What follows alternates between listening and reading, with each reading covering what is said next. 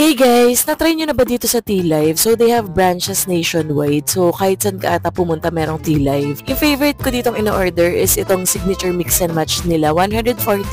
So pipili ka ng isang milk tea and add your treats, step 2, fries, or itong egg mayo toaster. And yung favorite ko dito is yung egg mayo toaster nila. Although konti lang yung choices ng milk tea, 4 lang. And hindi ka pwedeng pumili ng iba, yun lang na doon na choices. For the drinks naman, here are the options: milk tea, fruity, frap, chocolate, matcha, and coffee. For the size of drinks, they have medium and large for the option. So here are the best sellers. Na-try ko na rin yung mga best sellers nila, and so far yung pinaka-favorite ko talaga dito, itong mix and match. For 149, meron ka ng milk tea and itong sandwich na egg mayo toaster. Ina-upsize ko rin pala itong milk tea, so nagiging 189 to.